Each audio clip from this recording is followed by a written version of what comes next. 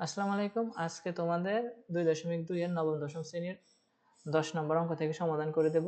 তো এগুলা কিভাবে সমাধান করতে হয় আমি আজকে তোমাদেরকে শিখাবো, ঠিক আছে?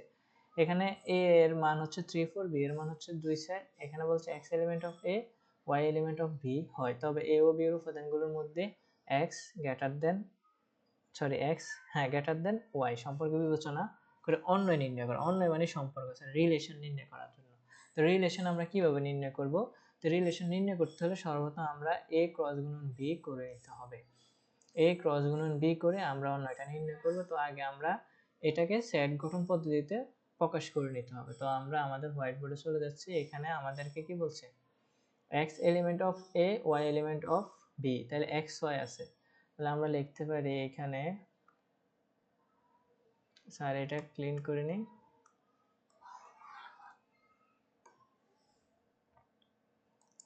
এখানে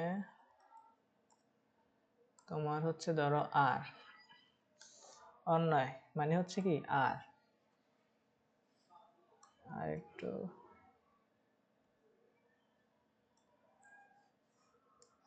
তো আর তারপর হচ্ছে এক্স ওয়াই such that তোমার হচ্ছে x belongs to a এবং তোমার এখানে এখানে আছে x belongs to a, y belongs to b, y belongs to b।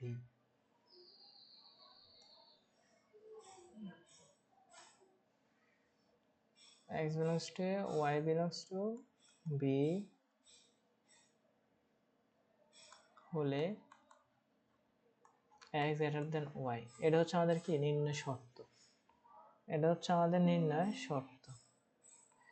তো আমাদের এখানে এর মান দেওয়া আছে, বি এর মান দেওয়া আছে। তো আমরা এবার অঙ্কটা করে নেব। তো আমরা লিখতে পারি a সমান দেওয়া আছে কত, b সমান কত দেওয়া আছে, তা আমরা ক্রস গুণন করব। কি গুণন? ক্রস গুণন। তো আমরা এবার এখানে এর মান 3 4, 2 এর মান 2 4, 3 4 হচ্ছে 2 4। তো আমরা এটা ক্রস গুণন করে নেই। 3 4 গুণ 2 4। এবার আমাদের ক্রস গুণন বলতে উপাদান সংখ্যাগুলো ক্রমজোড় আকারে গুণ হবে। 3 এর সাথে 2 এর, ঠিক আছে?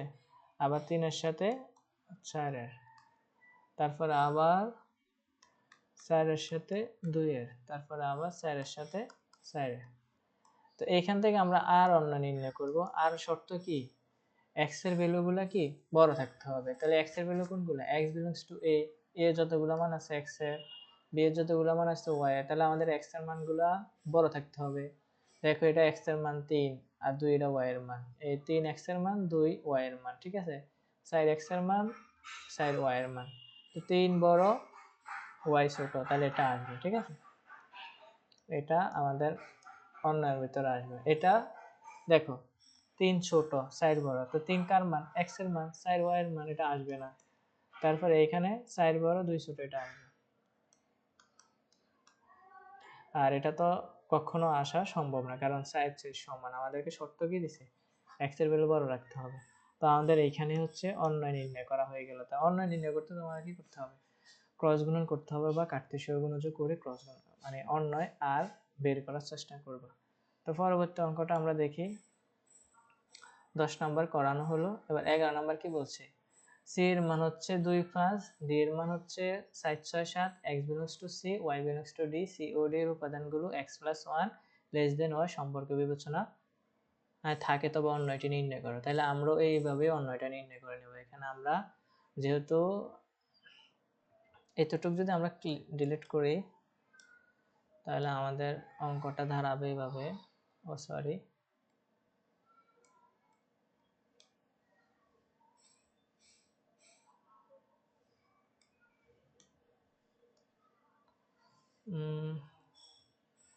তো আমাদের এখানে আরেকটা অন্যয় আমরা নির্ণয় করে ফেলি। x y such that x belongs to কি দিছে a নেই, দিছে x belongs to c, y belongs to d, x belongs to c, y belongs to d,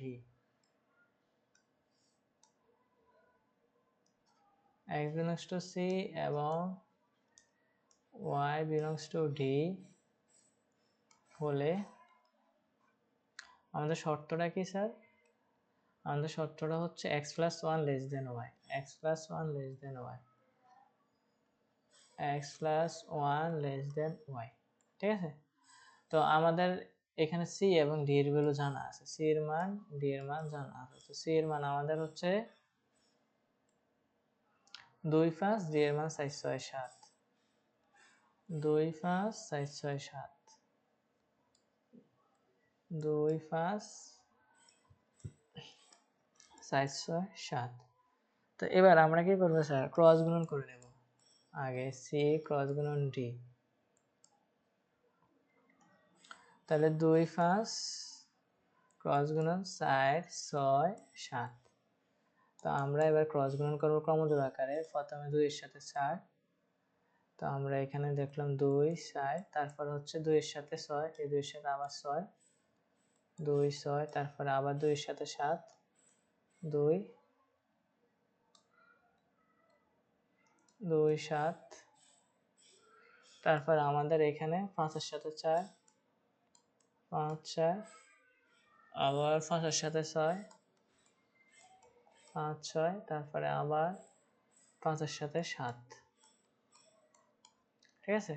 তো আমাদের এবার আর অন্য নির্ণয় করব। আমাদের কি বলছে? x plus 1, sorry shit, x plus 1 less than y, তাহলে x এর সাথে 1 যোগ করলে y এর মান বড় থাকতে হবে। তো x এর মান এখানে 2, 2 এর সাথে 1 যোগ করলে 3, তো এখানে 4 বড়, y এর ভ্যালু বড়, তাহলে এটা আসবে, ঠিক আছে? এখানে এটাও আসবে, 2 6 আসবে, এখানে 2 7 ও আসবে। তো এখানে 5 4 5 6 5 7 আসবে না, কারণ 5 x এর ভ্যালু আর y এর ভ্যালু হচ্ছে 4, তাহলে 5 x এর ভ্যালু বড় হয়ে যাচ্ছে, এখানে 5 একে যোগ করলে 6 বড় হয়ে যাচ্ছে, এখানে 5 একে যোগ করলে 6, তাহলে y এর ভ্যালু বড় 7, তাহলে 5 7 আসবে। আশা করি সেক্ষেত্রে তোমরা এটাও বুঝতে পেরেছো। তার পরবর্তী অঙ্কটা হচ্ছে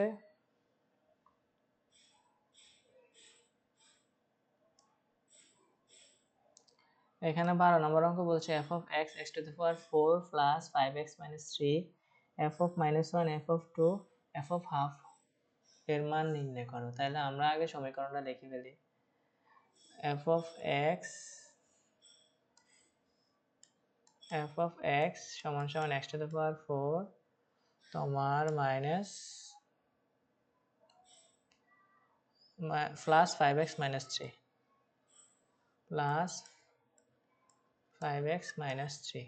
তো আমাদেরকে মান বাই করতে হবে f of minus 1, তারপর হচ্ছে আবার f of মনে হয় half, maybe f of 2, f of half, f of 2, তারপর হচ্ছে f of half, এই তিনটা দিয়ে আমাদের মান বাই করতে হবে। এখানে দেখো ব্র্যাকেটের ভিতরে x আছে না, তো x এর মান এখানে -1, এখানে ব্র্যাকেটের ভিতরে x আছে না, x এর মান 2, এখানে ব্র্যাকেটের ভিতরে x আছে না, x এর মান হাফ। তো আমরা তিন ক্ষেত্রে অঙ্কটা করার চেষ্টা করব। তো প্রথমত আমরা f of -1 দিয়ে করব। তাহলে আমি x এর জায়গায় -1 বসাইছি, x এর ভ্যালু হচ্ছে -1, ঠিক আছে? x এর ভ্যালু -1, তো -3, তাহলে 1 প্লাস, সরি 1 প্লাসে মাইনাসে কত? প্লাসে মাইনাসে মাইনাস, তো 5 একে 5, তাহলে 1 মাইনাস 5, তারপর হচ্ছে -3, তাহলে আমাদের এখানে মান এসে দাঁড়ায় মাইনাস 5 3 8 -7, এটা হচ্ছে আমাদের কাঙ্ক্ষিত অ্যান্সার।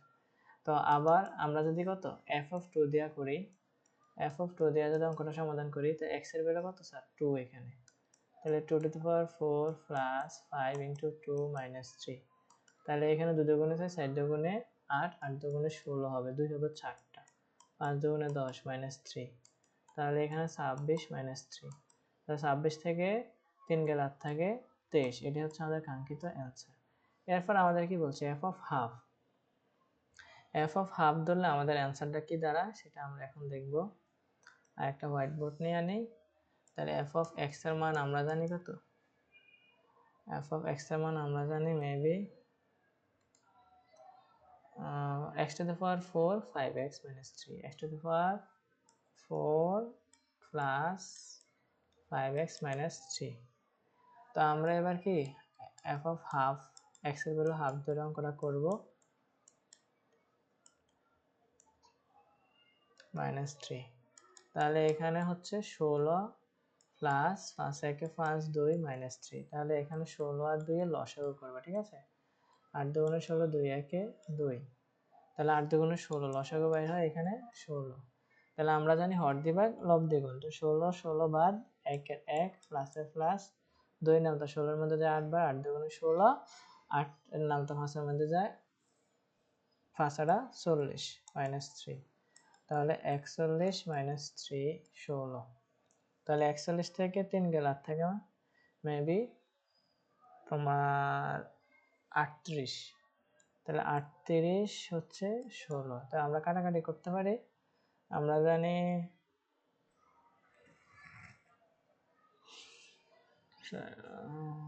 18 দুগুণে 2 দ্বারা যদি ভাগ দিই ওই পাশে, তাহলে 8 দুগুণে 16 আর 19 দুগুণে হচ্ছে 38। তো এটাই হচ্ছে আমাদের কাঙ্ক্ষিত অ্যান্সার। আশা করি প্রিয় শিক্ষার্থীরা তোমরা বুঝতে পেরেছো। এটা সমস্ত ভাঙানো যায়। তোমার কিভাবে সমস্ত ভাঙাবা? ও শিট, স্যার তো এখানে একটা ভুল করে ফেলছি। এখানে আমাদের হচ্ছে 3 16 48। আরে আল্লাহ, 16 নাম তো 3 এর মধ্যে গুণ গেলে হয় 3 16 48। তাহলে 1 প্লাস 40 মাইনাস 48 16। তাহলে আমাদের এখানে থাকে 41 মাইনাস 7/16। এখানে আমাদের অ্যান্সার। তো সরি প্রিয় শিক্ষার্থীরা, এই অঙ্কটা স্যারের ভুল হয়ে গিয়েছে, তো আমি ক্ষমা প্রার্থী। তো এবার আমাদের দ্বিতীয় দফা যেতে হবে, সেটা হচ্ছে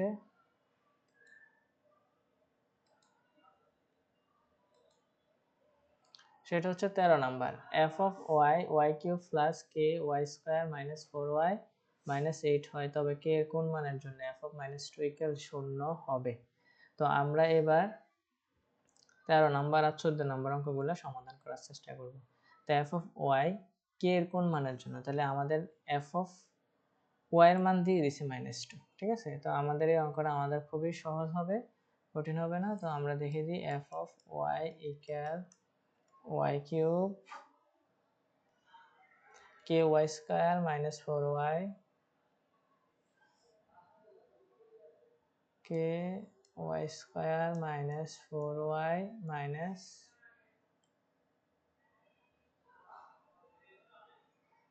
8।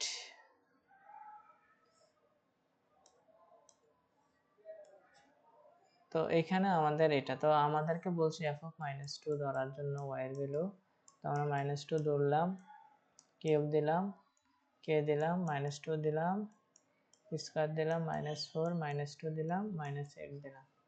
তো এখানে হচ্ছে -8, এখানে হচ্ছে প্লাস 4k, এখানে মাইনাস মাইনাসে প্লাস 7 দুগুণে 8 -8। এটার সাথে এটা কাটা, প্লাসে মাইনাসে মাইনাস, তো 4k -8। তো আমাদের শর্ত অনুযায়ী কি f অফ -2 ইকুয়াল কত? 0। তাহলে f অফ -2 এর মান হচ্ছে 4k -8 ইকুয়াল 0। তাহলে 4k সমান সমান 8। আর এখানে আমরা k এর ভ্যালু পেয়ে যাই 8/4, 7 দুগুণে 8, তাহলে k এর ভ্যালু হচ্ছে 2। এটা হচ্ছে আমাদের কাঙ্ক্ষিত অ্যান্সার। তো এবার আমরা 14 নম্বর অঙ্কটা করার চেষ্টা করব, সেটা হচ্ছে f of x x³ minus 6x square plus 11x minus 6 হয়, তবে x এর কোন মানের জন্য f অফ x ইকুয়াল 0 হবে। তাহলে আমরা x এর কোন যে কোন একটা মান ধরে আমরা দেখব f অফ x এর মান 0 হয় কি না, সেটি হচ্ছে আমাদের মূল দেখার বিষয়। তাহলে আমাদের এখানে f অফ x এর একটা মান আছে মেবি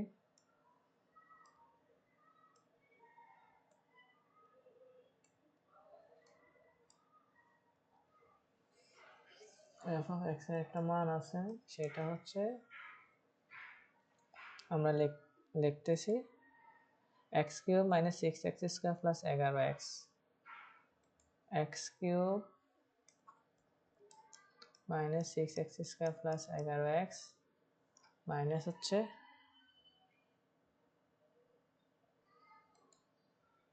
6।